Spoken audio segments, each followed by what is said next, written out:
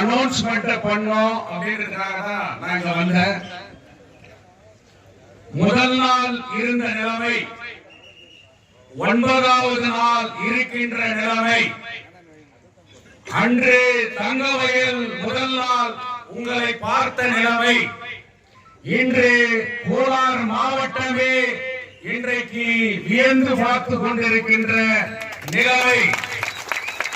இந்த நிலைமைக்கு காரணம் இங்கே கூடியிருக்கின்ற உறுதியோடு அஞ்சா நெஞ்சன்களாக இருக்கின்ற ஒவ்வொரு உறுதிமிக்க தோழர்களுடைய ஒன்றுபட்ட போராட்டம் தான் இங்கே உங்களுடைய போராட்டம் வலிமை பெற்று வந்து கொண்டிருக்கிறது. இந்த நேரத்தில் கேஜிஎஃப் கோர்ட்ல நீங்க நவல் மேனேஜ்மெண்ட் ஒரு வழக்கு போட்டார். அந்த வழக்கில் நீங்க தொழிலாளியே கிடையாது, உங்களுக்கு அதுக்கு சம்பந்தம் இல்ல, கான்ட்ராக்ட் ஆபீஸ் கிட்ட போய் உட்காரு, நவல் கிட்ட உட்கார கூடாது அப்படின்னு சொன்னாங்க. ஆனா நீதிமன்றத்தில் அதுக்கு முழு ஆதரவு இல்லாம பார்ட்லி நம்மளுக்கு ஒரு போராட்டம் பண்றது பிறப்பு உரிமை, அது கான்ஸ்டிடியூஷனல் ரைட் சொல்லி ஒரு அப்சர்வேஷன் வச்சு இன்னைக்கு நீங்க எல்லாம் முடிவு பண்ணி 200 மீட்டர் டிஸ்டன்ஸ் ரேடியஸ்ல பமல் மெயின் கேட்ல இருந்து நார்த் சவுத் சொல்லி ஒரு 4 ஷெட்யூல போட்டு உங்க போராட்டத்துக்கு அவங்க பமல் மேனேஜ்மெண்ட் கேஸ் போட்டாங்க. அந்த schedule a fraudulent act of the Bamal. அந்த ஷெட்யூல் பமலுக்கு சம்பந்தம் இல்லாத இடம், பமலுடைய இடம் எவ்வளோ, பமலுடைய மெஷர்மெண்ட் எவ்வளோ, அவங்க ப்ளீட் பண்ணிக்கிற ஷெட்யூலுடைய மெஷர்மெண்ட் எவ்வளோ, அப்போ தொழில ஆர்டிஓ ஆபீஸ் பமலுக்கு சேருதா? அப்போ அந்த பிஜிஎம்எல் இடத்தை இன்னைக்கு அவங்க எப்படி பமல் இடம் சொல்லிட்டு ஷெட்யூல காமிச்சு ஆர்டிஓ ஆபீஸ்ல இருந்து 200 மீட்டர் ரேடியஸ் டிஸ்டன்ஸ்ல போய் நீ போராடு அப்படின்னு சொல்லிட்டு நீங்க வாதத்தை வைக்கிறார். ஆனா அன்னைக்கு முதல் நாளே நான் 2வது நாள் இங்க வரும்போது இங்க இருந்த நம்ம மரியாதைக்குரிய deputy superintendent of police, circle inspector எல்லார்கிட்டயும் நான் சொன்னேன், சார் ஒரு ஸ்பீக்கிங் ஆர்டர் இருக்குது, இந்த இடத்துல தான் அவங்க போராடணும் இல்ல, நீ ஏன் 200 மீட்டர் ரேடியஸ்ல அது அழுங்கும் அப்படின்னு சொன்னேன். இப்படி அழுந்தா 200 மீட்டர்ல நாங்க உட்கார்றோம், அப்படி அழுந்தா உன் போலீஸ் ஸ்டேஷன் பக்கத்துல அம்பேத்கர் பார்க் கிட்ட உட்கார்றோம், இப்படி அழுந்தா ரயில்வே ஸ்டேஷனுக்கு நீ பர்மிஷன் வாங்கி கூட நாங்க உட்கார்றோம், இல்ல பின்னாடி பக்கம் அழுந்தா மெடிக்கல் சென்டர் கிட்ட நாங்க போடுறோம் அப்படின்னு சொல்லும் போது அவங்க அந்த சப்ஜெக்டுக்கு வரல. ஆனா அதே விஷயத்தை பிஜிஎம்எல் நிர்வாகத்துக்கிட்ட அவங்க சொன்னாங்க. அப்ப பிஜிஎம்எல் நிர்வாகத்துக்கிட்ட மரியாதைக்குரிய சசிதரன் சார் கிட்ட இந்த ஜட்ஜ்மெண்ட் காப்பியை நான் எடுத்துட்டு போய் கொடுத்தேன். நான் ஒண்டியா போய் உட்கார்ந்து பேசல, உங்க தொழிற்சங்கத்தினுடைய பிரதிநிதி தோழர் சிவகுமார் மற்ற தோழர்கள் எல்லாம் என் கூட வந்தாங்க. அவர்கிட்ட நான் வாதத்தை வைக்கும் போது அவர் என்ன சொன்னார்னா, நீ பமல் பிஜிஎம்எல் கிட்ட வந்து நீ போராட்டம் பண்ற அப்படின்னு அவர் கேட்டார். நான் போராட்டம் பண்ணல சார், இந்த பாரு எத்தனை ஷெட்யூல்ல பமல் இன்னைக்கு காமிச்சிருக்காங்க. A schedule EM division, B schedule இங்க பாரத் நகர் ரோட்ல இருக்கிற ஷெட்யூல், சி ஷெட்யூல் வந்து RC யூனிட், டி ஷெட்யூல் வந்து இந்த HF யூனிட். அப்போ RC2 HF பிஜிஎம்எல் வேண்டாம், பமல் வேண்டாம். அப்ப பிஜிஎம்எல் வேண்டாம்னு சொல்ற, அப்ப பமல் எப்படி ஷெட்யூல் காமிச்சான்? அப்ப இதுக்கு மதித்த இந்த ஃபைலைட்ஸ் வருதா வரலையா? அப்போ நீ ஃபைலைட்ஸ் அவங்க பர்மிஷன் கேக்குறதுல, போலீஸ் இங்க உட்காருன்னு சொல்றதுல நீ ஏன் பர்மிஷன் கொடுக்கூடாது அப்படின்னு சொல்லிட்டு சொன்னோம். அவர் ஒரு சரியான டிசிஷன் எடுத்தார்.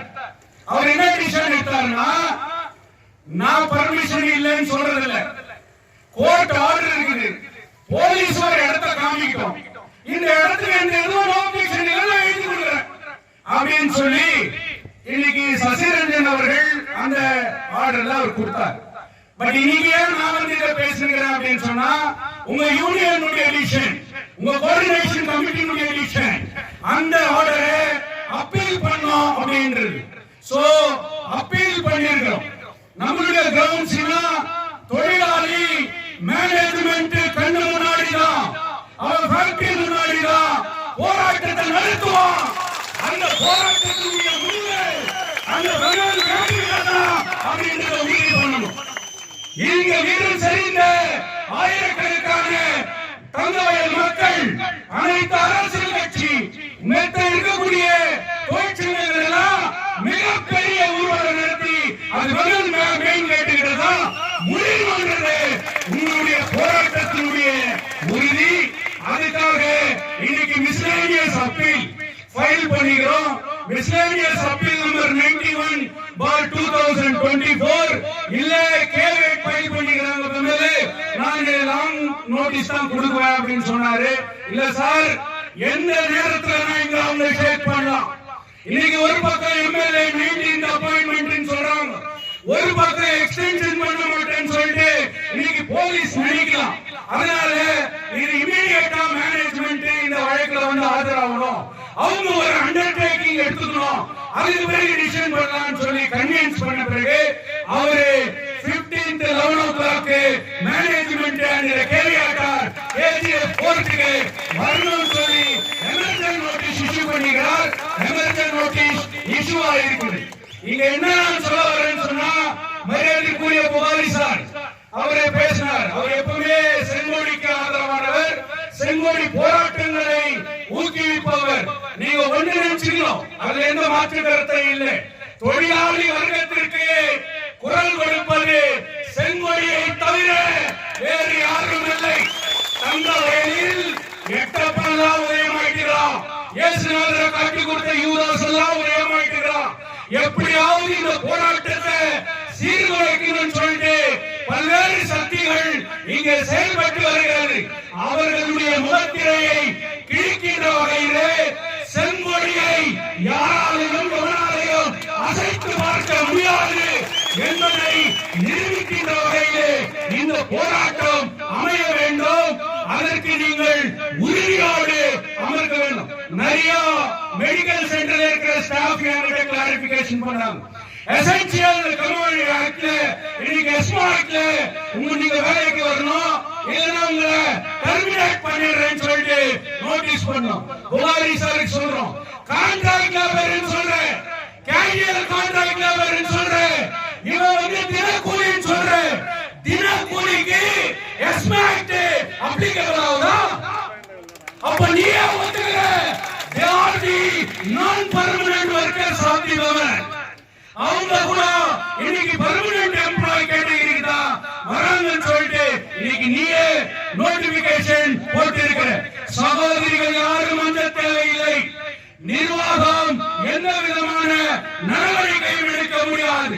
எடுப்பார்களே ஆனால் உங்களை நிரந்தர தொழிலாளி என்று அவர்கள் முடிவு செய்தால் மட்டுமே உங்கள் மீது நடவடிக்கை எடுக்க முடியும் என்பதுதான் இன்னைக்கு இருக்கக்கூடிய சட்டத்திற்கான முறையீடு.